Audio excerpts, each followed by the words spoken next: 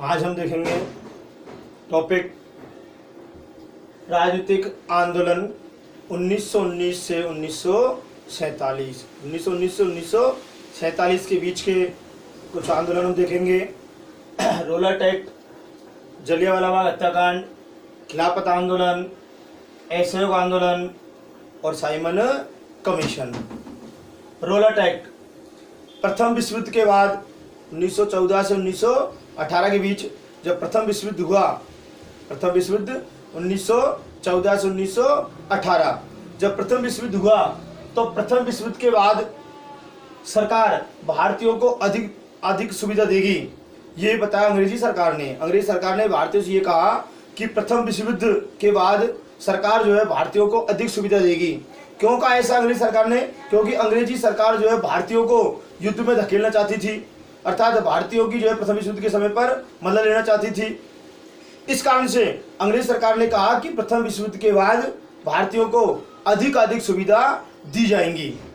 इसके लिए युद्ध के बाद उन्होंने कुछ सुधार भी किए, लेकिन वो संतोषजनक नहीं थे। अर्थात अंग्रेज सरकार ने जो बात कही कि प्रथम विश्व युद्ध के बाद भारतीयों को अधिक सुविधा दी जाएंगी 1914 से 1918 के बाद, इसके लिए सरकार ने प्रथम विश्व के बाद खुद कुछ सुधार भी किए, लेकिन वो संतोषजनक नहीं थे। बल्कि जो सुधार थे वो भारतीयों के आर्थिक शोषण और प्रेस की कठोर स्वतंत्रता के लिए थे। अर्थात अच्छे के बजाय अंग्रेज सरकार ने कुछ कठोर नियम बनाए जिससे भारतीयों को नुकसान होने लगा। 1917 में सिडनी रोलेट की अध्यक्षता में एक समिति बनाई गई। अंग्रेज सरकार ने जो है 1917 में सिडनी रोलेट, अंग्रेज अधिकारी सिडनी रोलेट की अध्यक्षता में एक समिति बनाई, एक समिति का गठन किया और उस समिति ने एक बिल बनाया। उस बिल को जो है 19 मार्च 1919 को विधानमंडल ने पास कर दिया। अर्थात 19 मार्च 1919 को जो रोलट एक्ट है वो पास हो गया। 1917 में समिति बनाई सिडनी रोलेट की अध्यक्षता में, सिडनी रोलेट की अध्यक्षता में समिति बनाई, उसने एक बिल बनाया, एक ड्राफ्ट तैयार किया, जिसे 19 मार्च 1919 को विधानमंडल ने पास कर दिया। ये जो बिल पास हुआ रोलट एक्ट, इसमें किसी भी व्यक्ति को संदेह के आधार में गिरफ्तार किया जा सकता था। अर्थात जो रोलट एक्ट पारित हुआ उस रोलट एक्ट में यह था कि किसी भी व्यक्ति को संदेह के आधार पर गिरफ्तार किया जा सकता है। इसके अलावा इस एक्ट में यह था कि ना तो इसकी कोई अपील होगी, ना इसकी कोई दलील होगी और ना इसमें कोई वकील होगा। इस प्रकार ये रोलट एक्ट जो है ये काला कानून माना गया, इसे काला कानून की संज्ञा दी गई और भारतीयों ने इस रोलट एक्ट का विरोध किया। क्वेश्चन है भारतीयों ने रोलट एक्ट का विरोध क्यों किया? क्योंकि जो रोलट एक्ट पारित हुआ 19 मार्च 1919 को विधानमंडल ने इसे पास कर दिया। इस एक्ट में यह था कि संदेह के आधार पर किसी को भी गिरफ्तार किया जा सकता है और उसकी ना तो कोई अपील होगी, ना कोई दलील होगी और ना ही कोई वकील होगा। इसलिए इस काला कानून मानकर और भारतीयों ने रोलट एक्ट का विरोध किया। दूसरा है जलियांवाला बाग हत्याकांड। 13 अप्रैल 1919 को पंजाब के अमृतसर के जलियांवाला बाग में हर वर्ष की भांति बैसाखी का मेला आयोजन किया गया। इस अवसर पर अधिकांश लोग जो है वो काला कानून रोलट एक्ट का विरोध करने के लिए भी उस बाग में उपस्थित हुए। कहा? पंजाब के अमृतसर के जलियांवाला बाग में। इस बाग में जो है सभा चल रही थी। उसमें जो है 20,000 से अधिक लोग शामिल हुए, जिनमें महिलाएं भी थी, बच्चे भी थे, पुरुष भी थे। उसी समय पर वहाँ जो है मार्शल लॉ लागू कर दिया गया। जो लोग वहाँ इकट्ठे थे उन्हें पता नहीं था कि मार्शल लॉ लागू है। वहाँ सभा चल रही थी। इसमें में अंग्रेज अधिकारी जनरल डायर अपने हथियारबंद सैनिकों के साथ पंजाब के अमृतसर के जलियांवाला बाग में पहुंचा और उसने उस बाग के निकलने वाले दरवाजों पर अपने हथियारबंद सैनिक जो है खड़े कर दिए। भीड़ कुछ समझ पाती, भीड़ को तितर होने का आदेश दिया, भीड़ कुछ समझ पाती उससे पहले ही उसने गोली चलाने का आदेश दे दिया, जिसमें सैकड़ों की संख्या में लोग मारे गए, महिलाएं, बच्चे और पुरुष जो है मारे गए और उसका धीरे धीरे जो है पूरे देश में विरोध हुआ। जलियांवाला बाग हत्याकांड 13 अप्रैल 1919 को पंजाब के अमृतसर के जलियांवाला बाग में, जहां जनरल डायर ने अंधाधुंध गोली चलाने का आदेश दिया। खिलाफत आंदोलन, तीसरा है खिलाफत आंदोलन। भारतीय मुसलमानों द्वारा तुर्की के खलीफा के सम्मान में यह आंदोलन शुरू किया गया। खिलाफत आंदोलन भारतीय मुसलमानों द्वारा तुर्की के जो धार्मिक गुरु था, तुर्की के खलीफा, उसके सम्मान में चलाया गया, क्योंकि खलीफा जो है वो मुस्लिम जगत का धार्मिक गुरु था। अर्थात तुर्की का जो खलीफा था वो मुस्लिम जगत का धार्मिक गुरु था। लेकिन अंग्रेजों ने इसकी शक्तियां कम कर दी, जिसका विरोध मुसलमानों ने किया, और इसके लिए देश में 19 अक्टूबर 1919 को पूरे देश में खिलाफत दिवस मनाया गया। कब मनाया गया? 19 अक्टूबर 1919 को। 19 अक्टूबर 1919 को पूरे देश में खिलाफत दिवस मनाया गया। क्यों मनाया गया? क्योंकि अंग्रेज सरकार ने जो है तुर्की के खलीफा की शक्तियों को कम कर दिया। इसलिए भारतीय मुसलमानों ने तुर्की के खलीफा के सम्मान में खिलाफत आंदोलन शुरू किया, और उसी के अंतर्गत 19 अक्टूबर 1919 को देश में खिलाफत दिवस मनाया। इसमें जो है खिलाफत आंदोलन में महात्मा गांधी शामिल हुए, और महात्मा गांधी ने अपनी केसर-ए-हिंद की उपाधि को वापस लौटा दिया। अर्थात महात्मा गांधी के पास जो केसर-ए-हिंद की उपाधि थी, उस केसर-ए-हिंद की उपाधि को महात्मा गांधी ने वापस लौटा दिया। 10 अगस्त 1920 को सेब्र की संधि हुई। खिलाफत आंदोलन की समाप्ति के समय पर 10 अगस्त 1920 में जो है सेब्र की संधि हुई, और इस संधि के अंतर्गत तुर्की का विभाजन कर दिया गया। तुर्की का विभाजन कर दिया गया और तुर्की को धर्मनिरपेक्ष राष्ट्र घोषित कर दिया गया। तुर्की का विभाजन कर दिया गया, उसे धर्मनिरपेक्ष राष्ट्र घोषित कर दिया गया, और खलीफा का पद समाप्त कर दिया गया। ये तीसरा था खिलाफत आंदोलन। चौथा है असहयोग आंदोलन।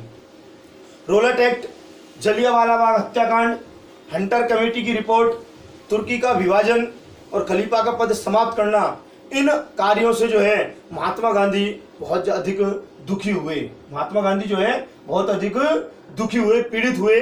1920 में सरकार का असहयोग करने का प्रस्ताव पारित हुआ। अर्थात कांग्रेस का दिन जो है 1920 में सरकार का, अंग्रेज सरकार का असहयोग करने का जो है प्रस्ताव पारित हुआ, जिसे असहयोग आंदोलन कहते हैं।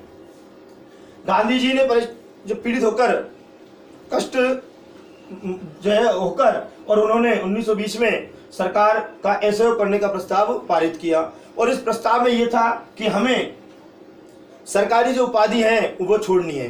अर्थात लोगों को जो सरकारी उपाधि मिली हुई है उसे छोड़ना है।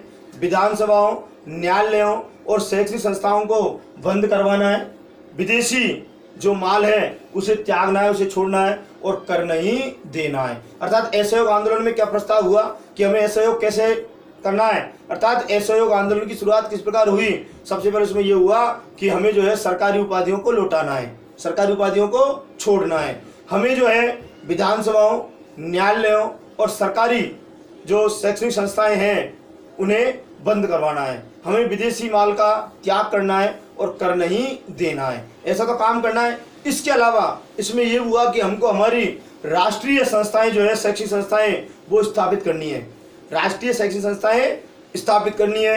आपसी जो लड़ाई झगड़े हैं उन्हें पंच निर्णय के द्वारा सुलझाना है, पंच निर्णय के द्वारा सुलझाना है, और अनुशासन में रहना है, जबकि हाथ से बुने हुए और कटे हुए कपड़ों को काम में लेना है। अर्थात 4 चीजों ऊपर कि हमें जो है सरकारी उपाधि लौटानी है, विधानसभाओं, न्यायालयों और जो शैक्षिक संस्थाएं हैं उन्हें बंद करवाना है, हमें विदेशी माल का त्याग करना है और कर नहीं देना है। ये इनके अलावा हमें जो है अनुशासन में रहना है, राष्ट्रीय शैक्षिक संस्थाएं स्थापित करनी है, आपसी लड़ाई झगड़ों को पंच निर्णय से सुलझाना है, और हाथ से कुते और बुने हुए कपड़ों को काम में लेना है। इस प्रकार ये असहयोग आंदोलन जो है पूरे देश में तेजी से फैल गया। ये पहला आंदोलन था जिसमें 30,000 से अधिक लोग जो है जेल गए।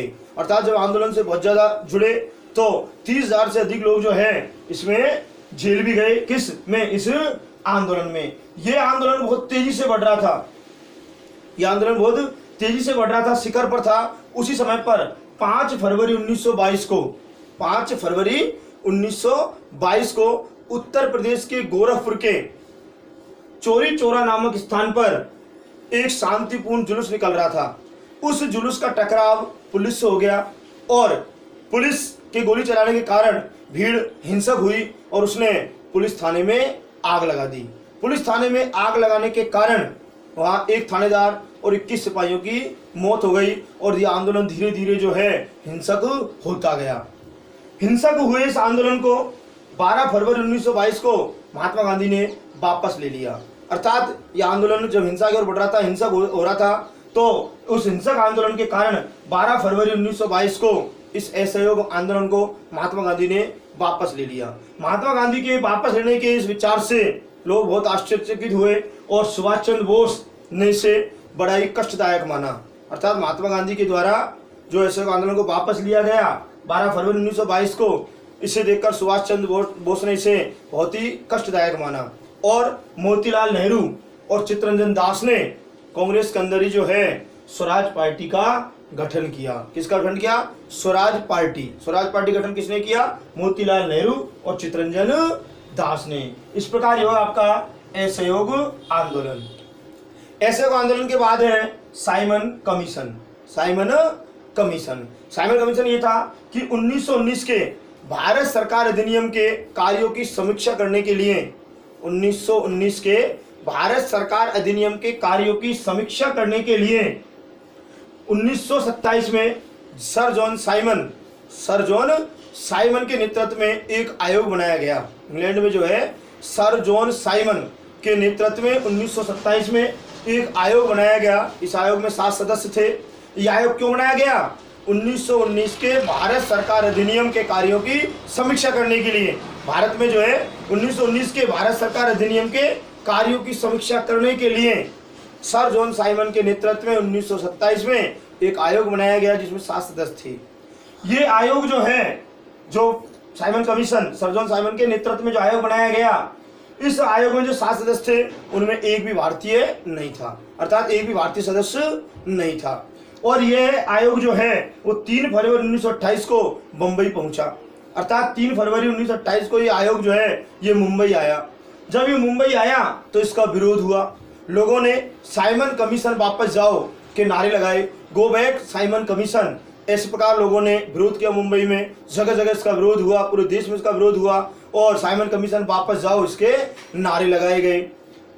इसी प्रकार लाहौर में लाला लाजपत राय के नेतृत्व में जो है भीड़ इसका विरोध कर रही थी। उसमें पुलिस ने जो है लाठी चलाई। लाठी की चोट के कारण लाला लाजपत राय के सीने में चोट लगी। इस कारण से 1 महीने बाद जो है लाला लाजपत राय का देहांत हो गया। 1 महीने बाद जो है लाला लाजपत राय का देहांत हो गया। 1930 में इस आयोग की रिपोर्ट आई जिसमें कहीं भी औपनिवेशिक साम्राज्य के बारे में नहीं था। इस प्रकार हमारे टॉपिक रोलेट एक्ट, खिलाफत आंदोलन, असहयोग आंदोलन और साइमन कमीशन। एक बार और देखो, रोलेट एक्ट के बाद जलियांवाला बाग हत्याकांड, तीसरा है अपन का खिलाफत आंदोलन, चौथा है असहयोग आंदोलन और 5वां है साइमन कमीशन। इनसे आगे जो है हमारे नेक्स्ट अभी देखते हैं।